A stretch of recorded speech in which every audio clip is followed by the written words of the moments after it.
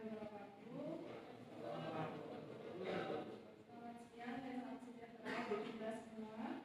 Perkenalkan, nama saya Rita Fitriani yang akan membantu jalannya debat pada siang hari ini. Saya merasa terhormat berada di tengah forum yang luar biasa ini, di mana kita akan membahas salah satu isu paling krusial dalam kehidupan berbangsa dan bernegara, yaitu keadilan agraria. Pada kesempatan kali ini kita akan mendalami krisis agraria melalui lensa sosiologi krisis dengan tema upaya mencegah land grabbing untuk mewujudkan keadilan agraria. Sebelum kita memasuki ke perdebatan teoritis yang mendalam, mari kita sepakati dulu apa yang kita maksud dengan land grabbing. Secara harfiah berarti perampasan tanah. Istilah ini merujuk pada akuisisi lahan skala besar, seringkali seluas ribuan hingga ratusan ribu hektar yang dilakukan oleh aktor-aktor kuat seperti korporasi multinasional, investor asing, atau bahkan elit domestik dan tujuan untuk investasi komersial, untuk perkebunan, monokultural, pertambangan, atau proyek infrastruktur besar. Namun, land grabbing bukanlah sekedar jual beli lahan, tetapi masalahnya terletak pada tiga unsur yang menjadi sebagai isu keadilan agraria yang akut. Yang pertama, akuisisi dilakukan dengan skala yang jauh melebihi kebutuhan petani lokal. Yang kedua, transaksional yang tidak transparan, di mana prosesnya seringkali tidak transparan, melibatkan paksaan, intimidasi dan korupsi, serta mengabaikan hak-hak adat serta persetujuan bebas tanpa paksaan. Singkatnya, land grabbing adalah bentuk akumulasi kapital yang merampas tanah rakyat dengan legalitas dan kekerasan struktural. Inilah isu fundamental yang akan kita bedah. Perdebatan ini menantang kita untuk mencari solusi yang tidak hanya taktis, tetapi juga tajam secara teoritis. Untuk membedahnya secara mendalam, kita akan mendengarkan pandangan dari tiga narasumber dengan kategori yang berbeda. Yang pertama ada Muhammad Iqbal yang akan menggunakan teori fenomenologi. Yang kedua ada Muhammad Anugrah yang akan menggunakan teori aksi. Dan yang ketiga ada Arifah yang menggunakan teori internasionalisme simbolik. Baiklah, mari kita mulai sesi argumen pembuka. Saya persilahkan Muhammad Iqbal untuk menyampaikan pandangannya terlebih dahulu. Kemudian akan dilanjutkan oleh Muhammad Anugrah dan terakhir oleh Arifah. Terima kasih sudah diberikan kesempatan. Saya Muhammad Iqbal sebagai yang menggunakan teori fenomenologi. Selamat siang. Inti dari land grabbing adalah krisis kemanusiaan. Menggunakan fenomenologi Husserl dan Heidegger, tanah adalah fondasi ontologis bagi petani dan masyarakat adat. Ia adalah ruang eksistensial di mana mereka membentuk makna dan identitas. Land grabbing bukanlah sekedar transaksi buruk. Ia adalah penghancuran hemat atau kampung halaman. Ini menghasilkan kondisi penarikan diri dari dunia, yaitu hilangnya kemampuan untuk berhubungan secara bermakna dengan lingkungan dan masa depan. Oleh karena itu, upaya pencegahan harus yang pertama itu mengutamakan reduksi fenomenologis. Kebijakan harus menunda melakukan approach atas asumsi hukum positif dan ekonomi, serta fokus pada apa yang benar-benar dialami oleh korban. Ini berarti memvalidasi kebenaran subjektif mereka. Yang kedua yaitu pemulihan kedaulatan ontologis. Keadilan agraria terwujud ketika masyarakat diakui sebagai pemilik makna atas ruang, bukan hanya pemilik sertifikat hak atas tanah. Intervensi harus diarahkan untuk memulihkan kemampuan mereka untuk menamai, merawat, dan mewariskan lahan mereka. Dan yang ketiga yaitu hukum agraria. yang berakar pada Lebenswelt. Artinya regulasi harus menginternalisasi pengetahuan praktis dan struktur waktu komunitas, siklus tanam, ritual sebagai basis hukum yang lebih kuat daripada geospasial yang impersonal. Kita harus mengembalikan jiwa pada tubuh reformasi agraria dengan menjadikan pengalaman otentik sebagai pusat kebenaran hukum.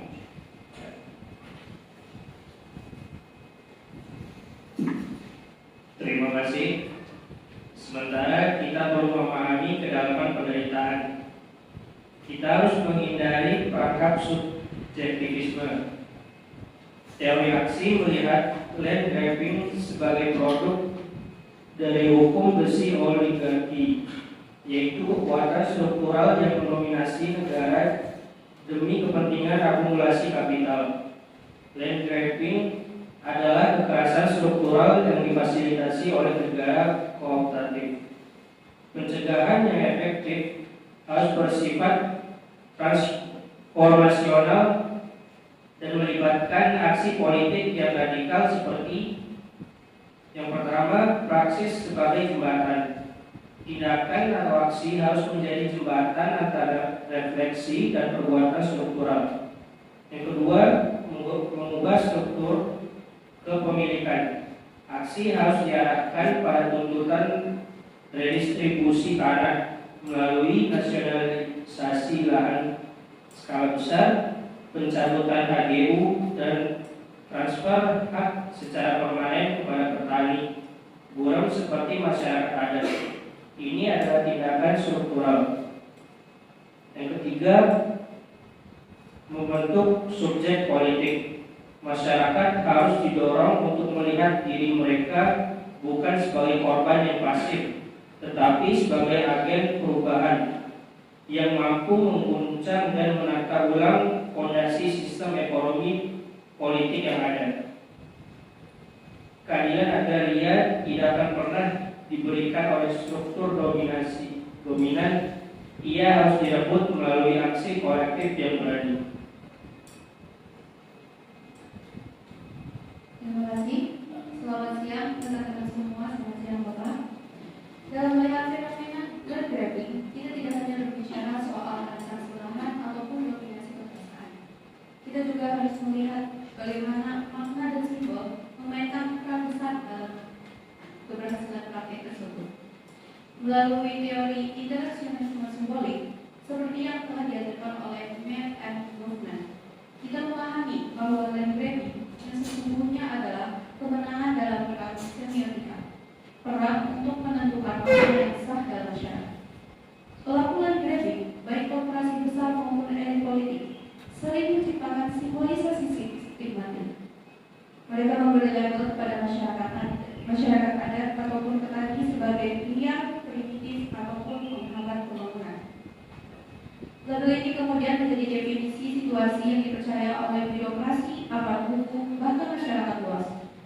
Oleh karena itu, pencegahan land grabbing dari perspektif interaksionisme simbolik harus dilakukan melalui manajemen, kesan, dan produksi simbolik yang strategis melalui 3 langkah penting.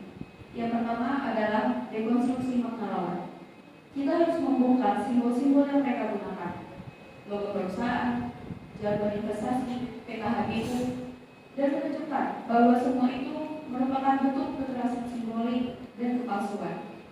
Yang kedua, produksi simbolik otonom.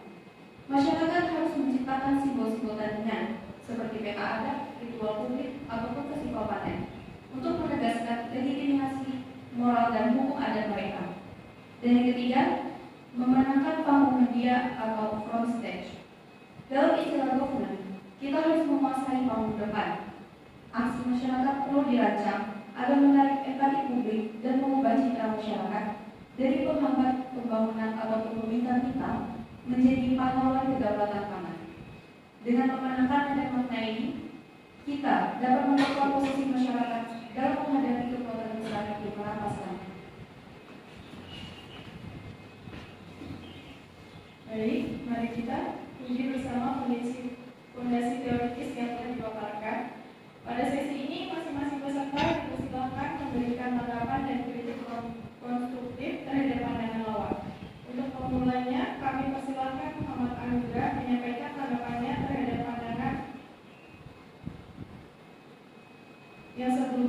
telah dipaparkan oleh Muhammad Iqbal.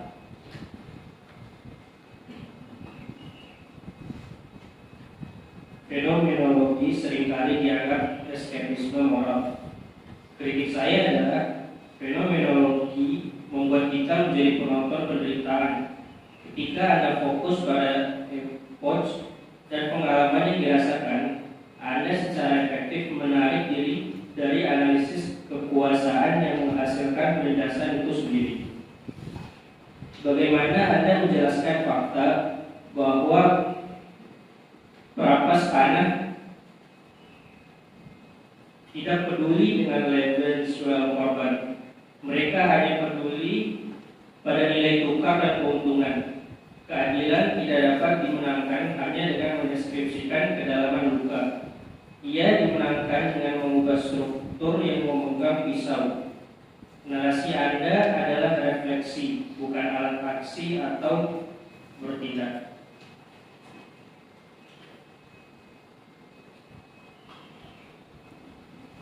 Sekarang saya persilahkan Alifa untuk menyampaikan tanggapan dan kritiknya terhadap pandangan yang telah dipaparkan oleh Muhammad Andra. Baik. Teori aksi terlalu fokus pada determinisme kelas dan ekologi. Kritik saya terhadap mahasiswa 2 M. Anugrah adalah Anda meremehkan kekuatan ideologi dan juga hegemoni budaya. Aksi kolektif mungkin bisa merebut pabrik atau lahan, tetapi jika Anda gagal merebut makna di dalam masyarakat, kemenangan itu hanyalah sementara. Contohnya, mengapa banyak petani miskin justru mendukung elit kapitalis? Karena simbol-simbol seperti kemakmuran palsu atau agama yang dikodifikasi telah menciptakan kesadaran palsu. Aksi tanpa dekonstruksi ideologi hanya menjadi konfrontasi fisik yang mudah dibungkam oleh narasi stabilitas atau penegakan hukum.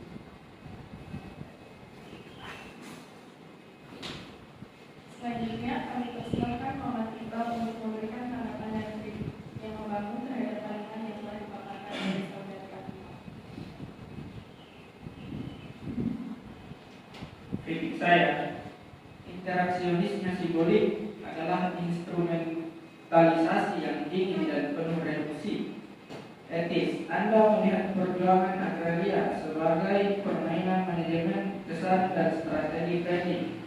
Jika fokus kita adalah membuat simbol yang efektif dan viral, bukankah kita berisiko menciptakan simulakra, yaitu simbol yang tidak lagi memiliki hubungan dengan realitas otentik pemberitaan.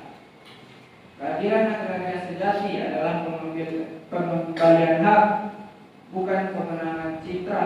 Jika simbol Anda menang, tetapi Lebenswell komunitas tetap hancur, bukankah Anda hanya menukar satu bentuk penindasan simbolik dengan yang lain? Anda mempertaruhkan kebenaran otentik demi efektivitas media. Oleh karena tadi ada tudingan dari Muhammad Anugrah terhadap Muhammad Iqbal bahwa fenomenologi hanya bersikap pasif, maka kini saya persilahkan Muhammad Iqbal untuk menjelaskan posisi fenomenologi pada perdebatan ini. Tudingan pasivitas itu keliru. Fenomenologi justru memperkuat aksi. Mengapa aksi Anda, saudara Muhammad Anugrah, penting?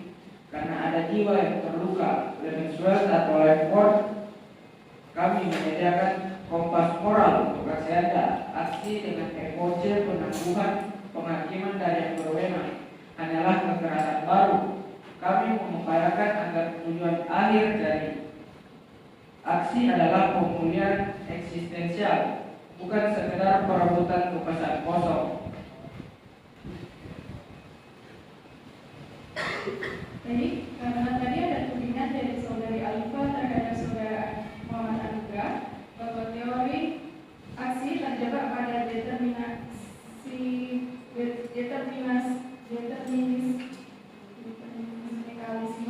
maka sekarang dipersilakan kepada saudara Muhammad Anugrah menjelaskan posisi teori aksi pada perdebatan kali ini. Tudingan determinisme itu hanya berlaku bagi Marx.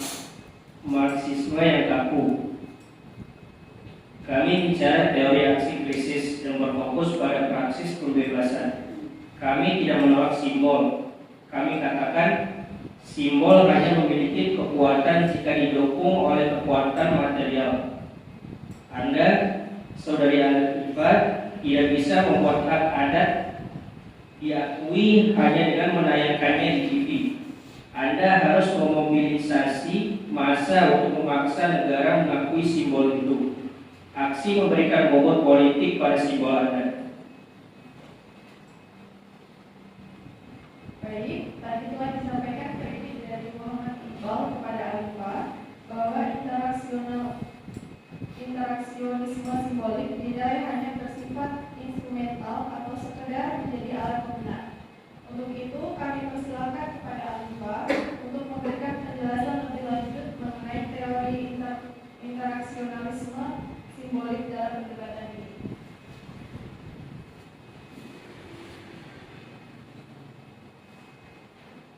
Tuduhan bahwa interaksionisme simbolik bersifat instrumental dan rigid tidak sepenuhnya tepat. Justru di era media sekarang, simbol yang tidak dikemas secara strategis akan dikubur oleh generasi lawan. Kami tidak menciptakan simulacra palsu, tapi menggunakan strategi simbolik untuk melindungi makna otentik masyarakat dan direkonstruksi oleh pihak lingkungan. Dalam politik agraria modern, persepsi publik sering lebih kuat daripada kebenaran objektif. Maka, kemenangan citra bukan sekedar kosmetik, ia adalah prasyarat untuk penanganan materi.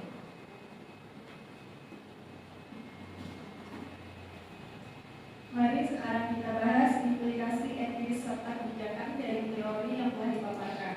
Untuk kesempatan pertama, saya persilakan kepada Muhammad Iqbal untuk menyampaikan pandangannya. Sekarang kita menghadapi dilema etis, yaitu bagaimana menghindari objektifikasi saat kita mendokumentasikan penderitaan dan kesulitan mereka. Karena kita berisiko membekukan mereka dalam peran korban yang hanya menarik secara akademis, alih-alih memberdayakan mereka. Oleh karena itu, dokumentasi harus bersifat co-creation, dibuat bersama komunitas. Fokusnya harus pada pemetaan potensi masa depan mereka dan pengetahuan lokal mereka sebagai aset, bukan hanya penderitaan. Kami menjadikan hak untuk mendefinisikan diri sebagai kebijakan utama. Sekarang saya persilakan kepada Muhammad Anugrah untuk menjelaskan dilema yang dihadapi. Kita menghadapi dilema legalitas, yaitu bagaimana aksi yang berpotensi melanggar hukum positif dapat dijustifikasi secara etis dan diimplementasikan secara politik tanpa menghasilkan anarki. Untuk itu, kita perlu berpegangan pada etika hukum kodrat agraria, bahwa hak hidup di atas tanah adalah fundamental yang lebih tinggi daripada undang-undang buatan oligarki. Justifikasi politiknya, aksi harus memiliki kekuatan mayoritas yang tak terbantahkan, yang mendesak negara untuk melegalisasi hasil aksi tersebut, misalnya pengakuan hak adat atau hak masyarakat. Ketegangan struktural harus dijawab dengan tindakan transformatif secara kolektif. Sekarang saya persilakan kepada saudari Alifah untuk menjelaskan dilema apa saja yang dihadapi.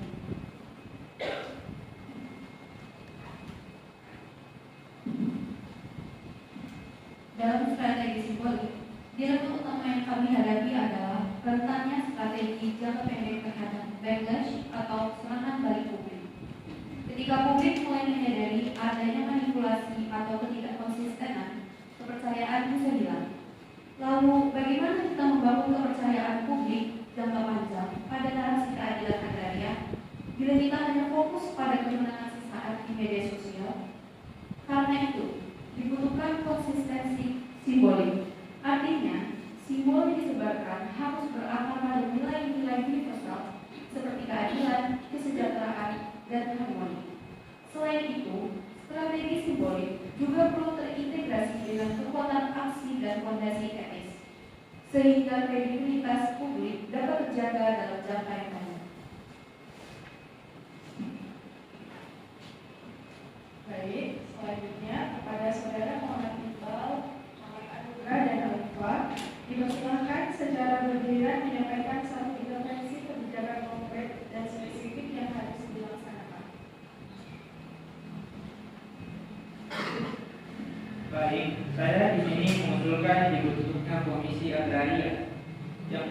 terdiri dari ahli etnografi, sosiolog, ahli hukum, geograf, dan perwakilan adat yang bertugas menghentikan terjadinya land grabbing. Dengan melakukan studi lebih mendalam, hasil studi ini menjadi kriteria evaluasi wajib yang membatalkan segala izin yang terbukti menghancurkan ruang eksistensial komunitas.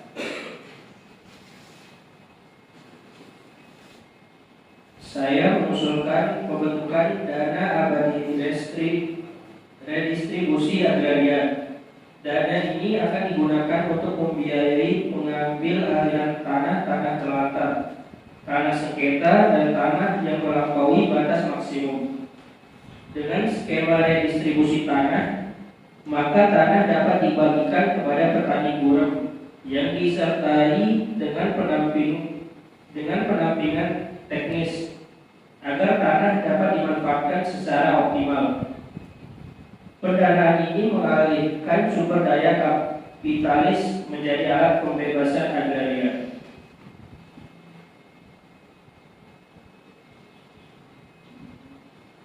Program pelatihan literasi media kritis dan produksi konten agraria untuk masyarakat adat dan petani adalah kebijakan konkret yang saya usulkan. Mengapa demikian? Saya berharap dengan adanya program tersebut, mereka mampu mengenali dan mendeskonstruksi simbol palsu dari korporasi ataupun negara. Yang kedua, menciptakan narasi dan simbol kepentingan. Dan yang terakhir, menjadi produsen konten sendiri untuk memperkuat posisi mereka di ruang publik. Dengan begitu, masyarakat dapat membela diri bukan hanya dengan hukum dan aksi, tapi juga dengan senjata simbol. Baik, selanjutnya dipersilakan menyampaikan pernyataan penuh kepada Muhammad Iqbal, Muhammad Andra, dan Alifa. Pernyataan ini untuk menimbulkan pada teori Anda dalam mewujudkan keadilan agraria. Baik, fenomenologi adalah kesadaran kita yang menuntut kita untuk selalu kembali kepada inti penderitaan dan makna eksistensial. Keadilan agraria tidak boleh hanya menjadi pembagian kertas, tetapi pemulihan kemanusiaan yang terampas. Teori kami menyediakan kompas etis yang mengupayakan agar aksi dan simbol yang diperjuangkan benar-benar melayani autentisitas hidup masyarakat di atas tanah mereka.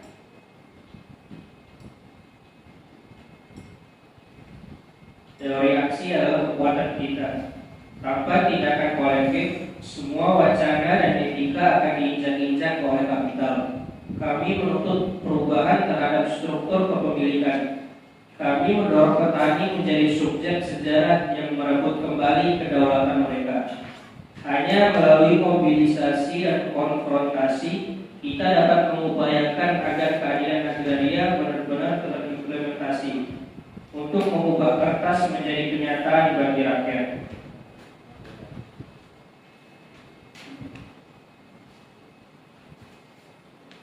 Interaksionisme simbolik adalah strategi kita. Dalam era informasi, perjuangan agraria dimenangkan di medan makna. Dengan merebut makna, kita memperkuat aksi dan mengangkat nilai etis perjuangan masyarakat. Strategi simbolik ini memungkinkan masyarakat memenangkan hati dan pikiran publik, sehingga perjuangan agraria tidak hanya